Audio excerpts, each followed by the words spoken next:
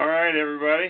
Good afternoon and welcome to Groundhog Day, the movie. It seems to be, I can't figure out this mouse thing. Seems to be a pretty consistent theme the last few days. Things are progressing pretty good. Everybody's doing a great job. We really appreciate the fact everybody's been very calm and very supportive during this event and everything that's going on around us.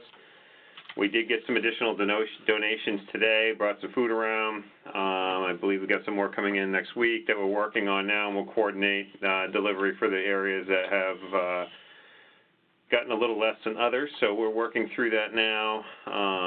And hopefully, at this point, we've trained everybody to use, is it the brown one? No, just this one. This one? Yeah, like this one. Okay. To use the WebEx appropriately, so I'm not going to go through how to use the questions.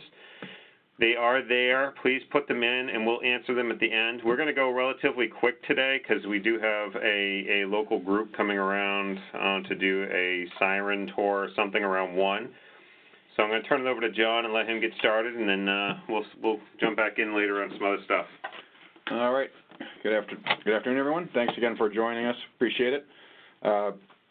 I'm going to open up the chat box, so if we see anyone answer questions, we'll stop and go through them. Once again, here's the agenda for today, the situation update, PPE update. We'll do some talk about the tent quickly, COVID cohorting, that's a tongue twister for me, surge planning, donations from the community, current issues, and then at 1 p.m. We want to be outside or at least looking out so we can see the vehicles drive by. So this is a similar slide that folks have seen over the last several weeks with us or at home. It's the slide from Johns Hopkins University.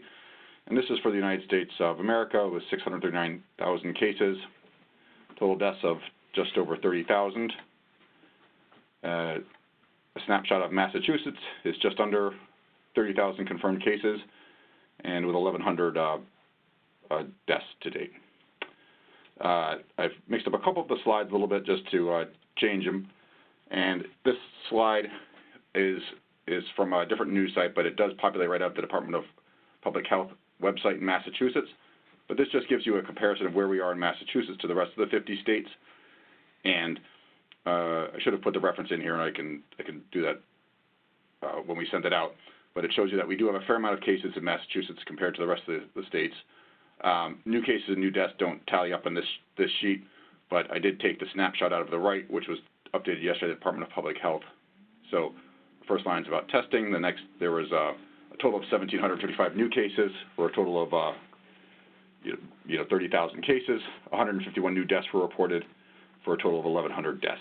And once again, you can go right to the DPH website and get all of this information. There's a fair amount of information that breaks it down by demographics and geography. Now you can actually see how many folks in your town have coronavirus. So there's no lack of information out there to take a look at it. Just want to talk quickly about this. This is the slide that represents of when we're going to see the peak here in Massachusetts. They updated it last on the 13th, and prior to that it had last been updated on the, I believe, the 9th. So I would anticipate this getting updated again either today or tomorrow. Last week, when we were talking about it, I believe last Friday, the peak had been right around the 16th or 17th for Massachusetts, and then they updated it either later that day or on the weekend, and they pushed our peak back to the 28th. So while we were anticipating the peak literally being today or tomorrow, we now have at least another 10 days or so, 12 days. It's the 16th, 12 days until we see our peak. So we'll just keep monitoring this and watching this. From a hospital standpoint, we're in good shape, and we've been able to maintain our capacity for med-surg patients. We're doing well in the emergency department for behavioral health, and especially in the ICU. These are our numbers since the last Wednesday through today, and total number of positives we've had at come through Marlborough Hospital is 316. We have had one death. We've actually had a second death today, actually, so we've had 2 deaths. Number of inpatient patients currently in the hospital is 11. That's down, as you can see, from earlier this week. Patients that are on vents is currently 2. And I'll let you go ahead and I'm not going to go through the slide by slide, but we're doing okay right now, and with capacity. We still only have the two patients, two employees that were tested COVID positive, and so we are doing paying close attention to that, and making sure that we have everyone getting the proper PPE and trained correctly to use it correct. This is the lab and overall tent testing chart. We've got to take a deep breath here in my mask to explain it. So it starts back on the 24th of February. We basically have pending tests, negative tests, positive tests, total tests, % positive, and then tent testing. So as you can, the bottom number, and if I go all the way to the way right of the chart where the arrow is, you can see 79. That was the number of tests performed at the tent yesterday, 160 on the day before. The day before on Monday, we were closed due to the high winds. We wanted to make sure we kept everyone safe. So that's the percentage done. That's the number of tests done each day in the tent. The total is the total number that's done in the tent and in the hospital. So yesterday we did a total of 100 tests. Out of those 100 tests, 9 have come back positive so far. 66 have been unreported. But as you can see, our percentage range is anywhere from the low 20s to high 30 or to the mid 30%. So we are keeping an eye on this, and as we get more testing, I'll be curious to see how this number goes. Here's a chart on turnaround testing time. There's been lots of talk about this. This is the last 7 days. So these are our tests. All of our testing is now sent to UMass.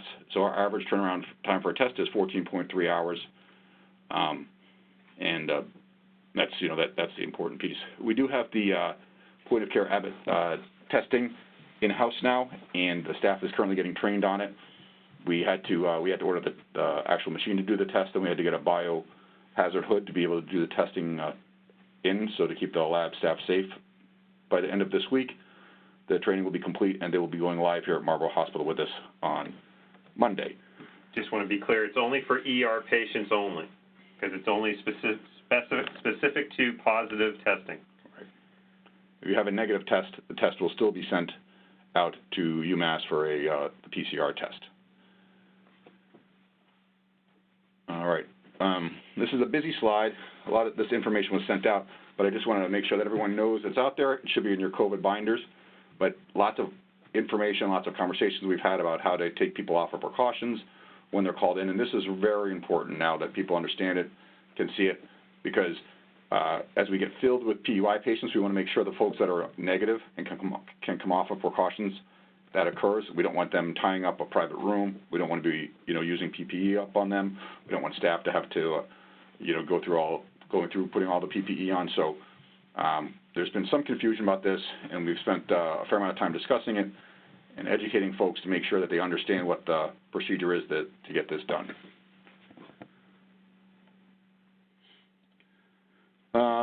So there's a little sign up here about the sharing piece that I'm not sure you can see it, but some of the other things that we're working on is orientation of the staff, and this is a lot of focus right now is being done in the OR, same-day, PACU, and med-surg staff is getting them to get oriented in the emergency department, the ICU, or the med-surg areas. As we're, kind of planning for our the surge, we want to be able to make sure that we have enough staff to care for the patients that we potentially could get. The other day, today's Thursday, on Tuesday, we were, a lot busier moving patients around and getting pretty tight on beds. So it doesn't take much. All it takes is, 1 or 2 busy days to really kind of get us caught up, particularly with the PUIs that are taking private rooms, that we can run out of space pretty quickly. So we want to make sure that we have staff trained and able to create care teams for the surge space. At the end of last week, Governor Baker signed a waiver to allow nurses that have graduated from a nursing program and are waiting to take their NCLEX exam to work as graduate nurses. Many of you, I'm sure, will remember doing that when you graduated nursing school, and they can function as registered nurses. We have kind of made a checklist of things that will allow them to do, and to pair up with a nurse to to be a helping hand, pull meds from the Pyxis, and we're fortunate. We have one working in the ED right now and one working in the ICU, and I believe there might be another 1 or 2 out there that will sign on. So great news. I just got a message that there's a third one, so the third one must be upstairs on the med-surg unit, I believe. So that's terrific, and that was a big win, and thanks to everyone for helping getting that done. Quick update on negative pressure rooms as we talk about surge space. I want folks to just understand the amount of negative rooms that Mike Williams and his facilities group has been able to coordinate, and we're very grateful for this. So we have ICU. We have 10 negative pressure rooms in the ICU. The PACU has been made negative pressure, and that's just a matter of turning it on if we were to need to go into the surge ICU space. Granger 1 has 13 beds, or all of the rooms downstairs are negative pressure on Granger 1, and Granger 2 is a total of 20 beds. So we have a total of 33 negative pressure, beds in the med surge space. So we're doing well in that scenario, and that's a huge help to us. While you can put PUIs and COVID patients in private rooms that aren't negative pressure, we really want to be able to maximize and get as many negative pressure rooms as possible. And right now we have also got 8 vents from the state. So with the addition of our current 5 vents, we had got an additional 8 from the state. So we have a total of 13 vents. So we are well prepared at this time for the patient volume that we're anticipating, and that's here. A few other things we'll talk about right now. I'm going to have Steve talk about finances for a moment, and then I'll bounce back and talk about a few of these other things. I did want to just back to one moment and just talk about med-surg space. Same day, we are setting it up to provide 8 additional med-surg spaces. So thanks to IT and facilities and biomed and Anne Marie for getting that space ready to be opened up, and we'll open it up if we need to, and it will be. We do have, so we have 8 additional med-surg beds if we need to for additional med-surg space. Yeah, just to give a quick update so everybody knows where we are. At the end of the day, we still have to operate the facility. We still have to fund everything that's going on. And the good part is we actually had a really strong 17 days of March before COVID really took over and really impacted us. Unfortunately, that downtime has resulted in about a $1.4 million operating loss for the month of March. That's good news for that. All said and done, it's not as bad as it could have been. However, moving forward, as we get into this, we are getting closer and closer to the end of the agreed time that we currently have with administrative pay. The system is working to evaluate whether or not we can continue the administrative pay program, potentially move to a forced PTO program, or even look at a furlough program. We don't know what's going to happen about that. We'll know more over the next week or so, and we'll update everybody as soon as we know where we are. But those are probably the 3 ranges within which we'll make a decision to move forward. So unfortunately, the financials are what they are. We're not in this by ourselves. Everybody else is feeling the same issues across the board. And expect significant losses in the hundreds of millions of range just for UMass. So we are tracking it. We need to stay on top of it, and we'll have to make some adjustments as we go. But just wanted to share that with everybody, and I'll turn it back to John. All right. This is we can do this slide quickly. This was it's an example of active kindness of some masks that were donated from a nurse that doesn't live here in Massachusetts, but was born at Marlborough Hospital. Her mother has worked up in the operating room for a long time. She donated a mask for the staff here, and they'd all been with nothing but love and respect for the staff. And she was wishing everyone here the very best, and thinks about the healthcare workers here. So we're very grateful for the donation from Jennifer, and hundreds of other people along with Jennifer that have been donating staff. I'll do a few more donation slides and pictures in a moment. We're doing okay in time. So just as a follow-up on last week from a Crisis Standards of Care / Ethics Committee, we are continuing to work on that. That is something that the DPH has pushed out, and we're in the process right now. Dr. Cavagnaro, the CMO, is working with Dr. Jane, sending out a letter to the medical staff looking for folks to volunteer and be nominated as triage officers. I'm working with the leadership team to create a triage team that will assist with the triage officer and officers when if this were ever needed. So this is a very big deal and something I hope we don't ever need. And the way it looks today, we're okay, but if it is needed, we'll be ready, and I thank everyone for their work around this. telemedicine rollout. We've had a partial rollout of some telemedicine here. It's going to get considerable more attention over the next week. Tomorrow we're getting approximately 50 iPads to be distributed throughout the organization. They will have on it WebEx, FaceTime, and Amwell. Amwell is our e-visit, televisit platform so that we can do consults. Just this morning I was working with the ICU so they could do a renal consult for a patient that needs dialysis and to be seen prior to the dialysis order being written. So this is the kind of technology that we're able to bring forward and have our patients get the consults they needed and keep the providers safe that don't necessarily need to come in to see a patient when they can do a televisit. So this is great work, and we appreciate the support from IT on this as well. Granger 3, there's the locked behavioral health unit, and we're continuing to review our strategy around taking behavioral health patients, particularly with more patients in the community showing up with possible signs of COVID or folks that have COVID. We want to make sure that we have a plan to be able to admit them and take care of them safely. As of right now, patients that are behavioral health patients that are PUIs or COVID, we're going to admit them to the med-surg floor. But in the very near future, we're going to have a plan developed so we can safely care for them on the behavioral health area.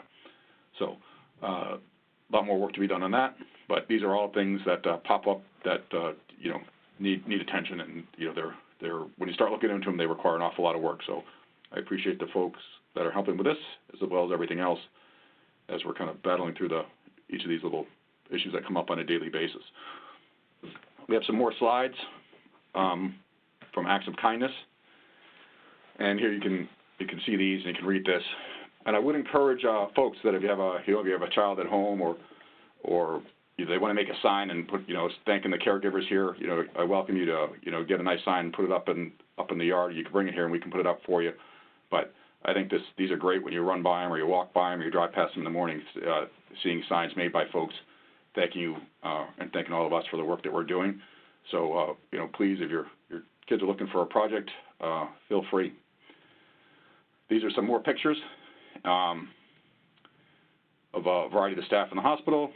Some tent pictures, some behavioral health, right, and then some trespassers. It looks like that were drawing up, creative signs outside on Easter morning and wishing people a happy Sunday. Here's Matt and Respiratory, and this was a donation. Thank you for all the snacks, keep you fueled, and this is from Nicole and Richard. So we can't thank everyone enough for all the nice things they're doing. And this is a signs that were made. A couple of them were made by Kevin Earler's daughter, who he asked if he could bring them around, and she wanted to thank the staff for doing it. So Kevin brought them around and took pictures with staff holding the signs. So really, it's great to see all the support, whether it's a sign being made, food being donated. It's terrific. I think. Yeah. Yeah. So can't believe it's still spitting snow outside right now, but it's our Corona snow. Yeah. Today, just want to give a shout out to Fireflies Barbecue in downtown Marlborough. Great place. They did donate some food today. We do have the 3 graduate nurses here, which is great to have them on board. Great to get them exposure into the hospital and get them going early. Hopefully they'll like us and stay with us long term. And then, any other questions that are out there? Obviously, Allison, thank you for your offer of help. Unfortunately, right now, the hospital is down about 70% of its total volume. We'll keep monitoring it, and as it comes back, we'll coordinate with staffing people up as we can go. So any questions anybody might have that they want to know about? Probably could just open up the lines. All right, well, yeah, if you want to write something in here, that'd be the best way. I can unmute the... False negatives. Allison, can you write a little bit more about your question there, please? I can unmute everybody, but I think we probably have... We have about 80 people on the phone, so if I unmute it, it becomes a little bit of chaos. And I also believe that you can raise your hand, like you can, in the side, if you write, there's a way to raise your hand, so I'd be able to unmute you separately, or you can try unmuting yourself. You might be able to. I think I've fixed that.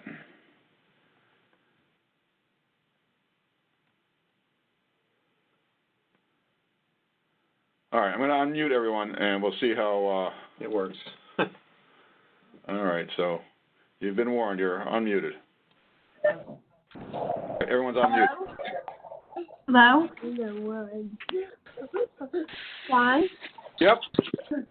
So my question is, people who are negative, but they clinically have symptoms and have a positive contact, how is the hospital dealing with a possible false negative? So if someone's been exposed to I'm going to have to mute everyone again, I guess. So the question is, correct me, Allison, if I'm incorrect, if you've been exposed to a patient that's positive, but your test comes back negative, I can speak generally about that. That basically, if you've been exposed to someone that's positive, unless you show symptoms, we're not actually, testing you. There's, the testing guidelines basically say that you have to have, a cough, shortness of breath, a fever to be tested. And actually, I'll try to get this right, otherwise Annette's going to be upset with me, that you can continue to work as long as even if you've had a positive exposure, as long as you're not showing any signs. You're just in the, what you're doing is monitoring your temperature twice a day, and keeping a close eye on yourself. But just because you're exposed to someone doesn't prevent you from working, and that was changed by the DPH. 2 weeks ago. 2 weeks ago. It seems like months, but it probably hasn't been as long. All right. Yeah, and just put it in perspective, just a quick one. It feels like it's been forever, but it's only been 1 month so far. So it's shocking that it has only been a month. John and I were talking about that earlier. We did have one question before, a couple that just came in around hazard pay. What you saw in the paper was related to state employees. It does not apply at Marlborough Hospital right now, and there's no plans for it to apply in the current market right now. We are planning on having significant financial losses related to the COVID outbreak, so we'll keep monitoring it as we go. We got a question. Do we need to do anything to see this? So that was the same thing. Yeah, so that does not apply to Marlborough Hospital right now. So you can go down. We got all those. All right. Patients, thank you, Mary. Dr. Shaw, Optum. So for retests of patients. Okay, so thank you. So when Dr. Sharma or one of the other infection control physicians that might be covering orders a retest, it's because they are they're a high-risk patient, they're showing symptoms, and their first test came back negative. We have done, as of the other day, we were just talking about this, and just to give you an idea of it, we want to make sure that patients are truly testing negative, because there is a small percentage of patients that will come back negative. But on Monday, out of the 514 retests we've done, only 4 of them had been positive, if I remember the numbers correctly. So the high-risk patients, that they will wait 18 to 24 hours from the initial test to retest them to see if they will test positive, because we want to make sure that we're keeping folks safe. But that's really only the high-risk population, and it's a pretty small group. Any other questions? Can I interject? Please, yep. So no Dr. test Palmer, is correct? perfect. Yes, Eva. This is Rita. Yep. No test is perfect, so that's why even if there are 2 negatives and I feel that the patient really has no alternate diagnosis and could be a COVID patient, there's a strong suspicion, we will still leave them on precautions. We usually don't do a 3rd test. We do 2 tests because it doesn't change what we are doing. If I suspect very highly, and like John said, there's not many patients who come back positive with a 2nd test, but some do, and we don't want to miss those. So we look very carefully at each patient and evaluate to see if they are a high risk and they could be a COVID. Does that answer the question? Yeah, I think so, Eva. I think that was helpful, and I could certainly follow up with the staff again outside of it. Allison agrees. So there's a question about the donations being evenly distributed to all units on all shifts, and I answered that the other day on the daily update. fact of the matter is the answer is going to be no at the end of the day, because, you know, a Monday evening shift is not going to be the same staff as a Friday evening shift. So we have stuff coming in at different times of different days. Some of it is designated and said where the people want it to go, and we're following their wishes on that. But the others, we are trying to make sure we find a reasonable balance in making sure stuff gets out to all areas. It won't be a one-for-one equality thing, but we are making sure that we're involving everybody and making sure we're treating everybody as fair as we can. Right. Yeah. I mean, all of the donations are getting, you know, if the command center or Joan Davis or Annette gets a call, we send it off to Ellen so she's keeping track of them and keeping a track of them and doing her best to make sure they're getting distributed. It's something that we are sensitive to. We want to make sure that everyone is, you know, has an opportunity to get part of the stuff that's being donated. All right, we have 3 minutes left, and I'd like to end it in 1 or 2 minutes so we can get outside, so we can, you know, see the EMS parade that's going to go by the hospital, thanking the caregivers. So if anyone wants to type a question, now would be a good time. Otherwise, we'll end it. We'll talk to you next week on another update. I don't see anything being written. So thank you, everybody, for all of your doing. Greatly appreciate it. Be safe, and we'll talk to you soon.